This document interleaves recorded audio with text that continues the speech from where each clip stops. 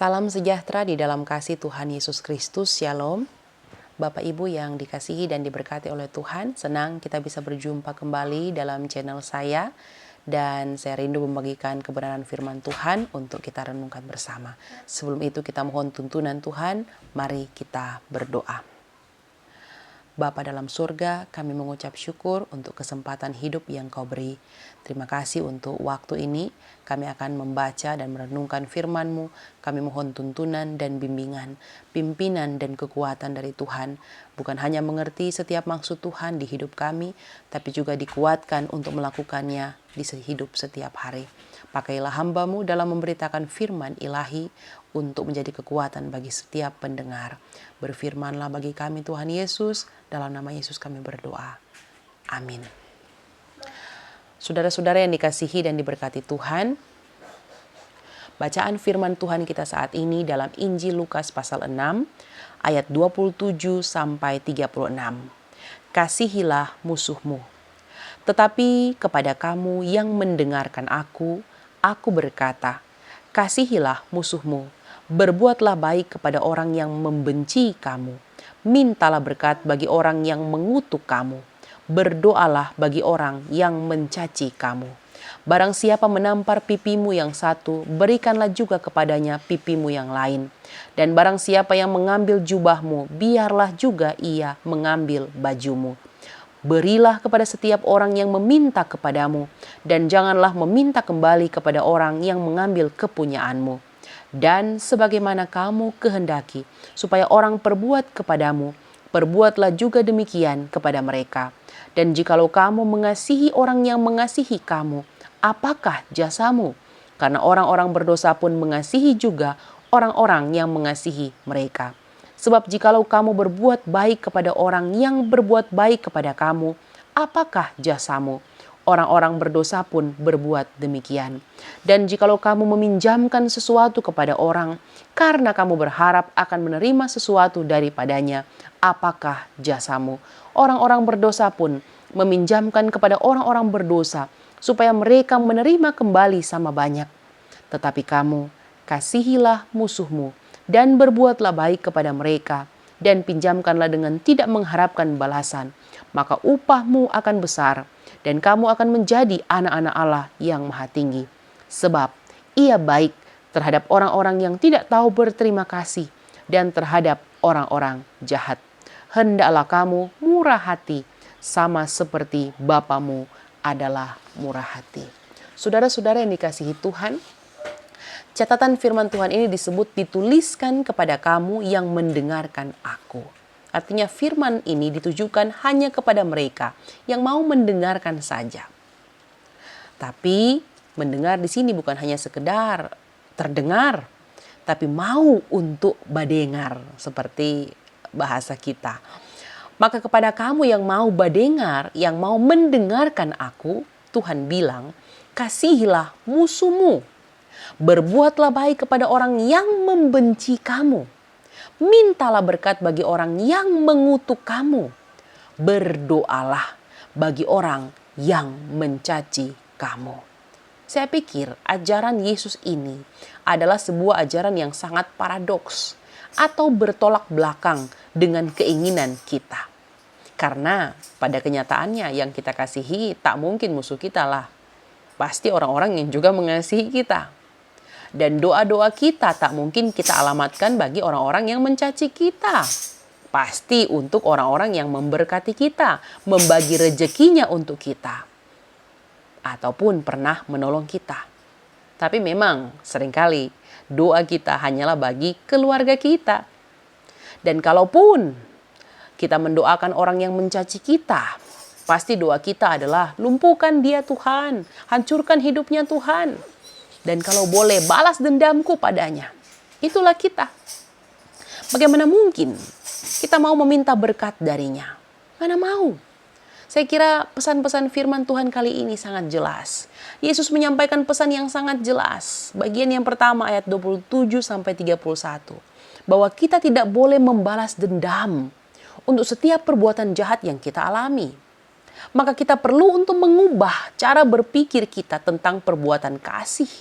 yang seringkali hanya terarah pada orang yang mengasihi kita. Sehingga sekarang kita harus belajar untuk mengasihi juga musuh kita. Kita perlu belajar berbuat baik bukan hanya pada orang-orang yang baik-baik patorang, tapi juga pada orang-orang yang tidak baik patorang.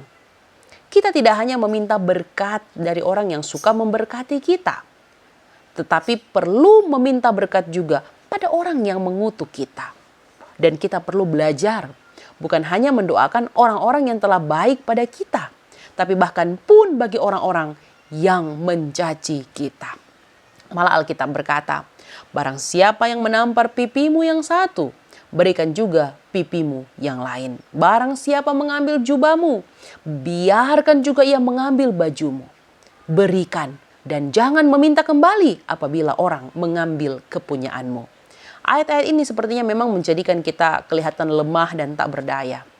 Siapa yang mau memberikan pipi yang lain saat pipi yang satu sudah ditampar? Siapa yang mau memberikan bajunya di saat sudah diambil jubahnya? Baju adalah kain yang digunakan pada bagian dalam. Dan jubah adalah kain yang digunakan pada bagian luar yang biasanya dipakai di masyarakat zaman Yesus. Mazmur 22 ayat 19, Matius 27 ayat 35, Markus 15 ayat 24, Lukas 23 ayat 34, dan Yohanes 19 ayat 24 disebut bahwa pakaian Yesus dibagi-bagikan dan jubah Yesus diundi. Semua yang meliliti tubuh Yesus diambil oleh orang-orang yang menyalibkan dia waktu itu.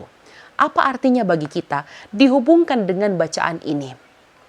Yesus ingin mengatakan bahwa bahkan pun di saat engkau menerima ketidakbaikan dari orang lain, diperlakukan semena-mena, diambil kepunyaan, maka belajarlah untuk merelakan dirimu diperlakukan sedemikian. Bagian ini memang memberi kesan buruk bahwa ya kelihatannya kita sebagai orang Kristen ya tidak boleh berbuat apa-apa saat orang memperlakukan kita dengan jahatnya. Tetapi ingatlah saudaraku, perintah Yesus ini diberikan dengan maksud yang lebih mulia. Apa itu? Memurnikan hidupmu di hadapannya. Supaya belajar apa arti kasih sejati. Apa arti berbuat baik yang sesungguhnya. Dan belajar melakukan apa yang seharusnya dilakukan bagi setiap orang yang mau mengikuti jejak Yesus. Maka Yesus bilang, sebagaimana kamu kehendaki orang perbuat kepadamu, perbuatlah juga demikian kepada mereka. Pesannya jelas bahwa jika ingin menerima perlakuan yang torang ingin juga orang backing patorang, lakukanlah itu pe orang lain. Ayat ini jika dihubungkan dengan ayat-ayat sebelumnya jelas mengarahkan para pembaca bahwa jikalau ingin menikmati kebaikan dari semua orang, termasuk musuh-musuh sekalipun, maka berikanlah itu kepada semua orang, baik yang mengasihimu maupun yang membencimu, baik yang menamparmu maupun yang memujimu, baik yang memberi hak dan milikmu maupun yang mengambil hak dan milikmu, baik yang memujamu maupun yang mengutukmu, baik yang menyanjungmu ataupun mencacimu. Supaya apa? Supaya sebagaimana kamu memperlakukan mereka dengan perlakuan baikmu itu, maka orang-orang demikian itu pun akan melakukan hal yang sama kepadamu. Buah kebaikanmu akan engkau tuai bukan hanya dari orang-orang yang memperlakukanmu dengan baik, tetapi juga dari orang-orang yang memperlakukanmu dengan buruk. Karena pastilah mereka yang membenci dan memusuhimu, tetapi justru merasakan kebaikanmu itu, pasti akan melakukan hal yang sama padamu, yakni berbuat baik padamu pada akhirnya. Bagian kedua, ayat 32-36 menyebut bahwa mengasihi, berbuat baik, memberi pinjaman, jika hanya dilakukan pada orang-orang yang juga mengasihi kamu, yang juga baik padamu, dan yang juga akan membalas pinjaman yang kau berikan dengan sesuatu, misalnya bunga pinjaman ataupun keuntungan lain dari pinjaman itu, Tuhan bilang, apakah jasamu? Orang berdosa pun melakukannya. Apa inti bagian ini? Tuhan Yesus ingin mengatakan bahwa Tidak ada nilai jasa dari sebuah perbuatan baik kalau kita hanya melakukannya pada orang-orang yang baik pada kita. Jika ada nilai jasa kasih kalau kita hanya melakukannya pada orang-orang yang mengasihi kita, tidak ada nilainya. Kalau kasih pinjaman hanya pada orang-orang yang akhirnya boleh kasih untung dari pinjaman kita itu, tidak ada nilai. Itu namanya kalau kita mengasihi orang yang mengasihi kita itu balas budi. Mereka sudah pernah baik, maka saya baik. Atau melakukannya untuk mengharapkan budi yang sama, itu harap budi. Maka sebagai orang yang mau mendengar firman, kita diajar Tuhan Yesus untuk tidak mengharapkan balasan atas setiap perbuatan baik yang kita lakukan pada orang lain. Lalu bagaimana kita bisa memperoleh nilai jasa dari perbuatan kita? Tuhan bilang, jangan lakukan itu pada orang-orang yang akan membalaskannya kepadamu. Sebab upah yang kau terima adalah balasan perbuatan baik, balasan kasih dari mereka atas perbuatan baikmu, atas perbuatan kasihmu itu. Tetapi justru firman berkata, lakukanlah itu pada orang-orang yang tidak mau dapat balas nganapi perbuatan itu. Siapa mereka? Musuhmu. Musuh adalah orang yang layak dikasihi, layak menerima kebaikan dari kita. Mengapa? Karena memang orang-orang itu perlu kita kasihi, perlu kita perlakukan dengan baik, supaya damai sejahtera hidup di dalam hidupnya yang mungkin sudah kehilangan damai itu, yang mungkin sudah kehilangan kasih itu di hatinya, di hidupnya. Mengapa banyak orang menjadi pembenci sesama, tidak suka berdamai dengan orang lain, bahkan mencari-cari kesalahan orang lain? Bisa jadi dia sudah kehilangan damai sejahtera itu, dia kehilangan kasih itu, dia kehilangan kebaikan itu. Maka supaya dia dapat merasakan bahwa kita mengasihi dia, dan karena itu pun dia akan belajar juga mengasihi orang lain, dan supaya dia dapat pula belajar dari perbuatan baik kita kepadanya, maka saudara dan saya harus mulai melakukannya terlebih dahulu kepada mereka, kepada para pembencimu, kepada orang-orang yang tak suka akan hadirmu, kepada mereka yang menganggapmu musuh meskipun kamu tidak berbuat salah. Kata mereka yang membencimu. Jadi musuh yang dimaksud di sini bukanlah musuh karena melakukan sebuah kesalahan. Sebab kalau seperti Petrus mengatakan, kalau kita menerima hukuman atas kesalahan kita, dapatkah itu disebut pujian? Jadi kata musuh di sini menunjuk kepada orang yang membenci kita tanpa alasan. Nah, maka percayalah saudaraku, perlakuan baikmu pada dia yang tidak baik, kasihmu pada dia yang tak mengasihimu, itu adalah seperti tetesan-tetesan air yang akan mampu melubangi hati yang sekeras batu apapun karena terus-menerus kau lakukan. Demikian pun dalam hal memberikan pinjaman. Tuhan bilang, jangan pernah mengharapkan balasan. Upahmu akan besar dan kamu akan menjadi anak-anak Allah yang maha tinggi. Apa artinya? Ingat saudaraku, kerelaanmu dalam menerima perlakuan tidak baik dari sesamamu itu tidaklah percuma. Allah akan menghargainya dengan upah yang sangat besar. Bahkan engkau akan disebut anak-anak Allah yang maha tinggi. Engkau akan diberikan penghargaan bukan hanya di bumi, tetapi juga di sorga. Engkau akan disebut anak-anak Allah karena kamu meniru kebaikan Allah. Apa kebaikan Allah itu? Alkitab mencatat bahwa ia baik terhadap orang-orang yang tidak tahu berterima kasih dan terhadap orang-orang jahat. Kebaikannya itu disebut dengan kemurahan hati Bapa. Maka marilah kita meniru kebaikan Allah itu. Belajar untuk tetap berbuat baik meskipun mungkin tidak diperlakukan baik. Atau malah tidak menerima terima kasih atas perbuatan baik yang dilakukan. Belajar tetap mengasihi bukan hanya pada orang-orang yang mengasihi kita, tetapi juga mereka yang bahkan pun sudah berbuat jahat pada kita. Maka demikianlah kita layak disebut anak-anak Allah. Karena memiliki sifat Allah, memiliki kebaikan Allah itu dalam hidup kita. Tapi kalau kita sebagai pihak peminjam ya, misalnya ini. Jadi bagian Alkitab ini diperuntukkan kepada mereka yang sudah berbuat baik, tapi tidak mendapat kebaikan yang sama. malah mendapat hal yang buruk. Dan kalau kita ada dari pihak peminjam, jangan juga kamu meminjam lalu berdasarkan ayat-ayat seperti ini, lalu kamu berkata kepada yang memberi pinjaman kepadamu bahwa, oh ini kok kalau orang minta pinjam, nggak usah minta ganti. Tuh. Itu sih namanya kejahatan.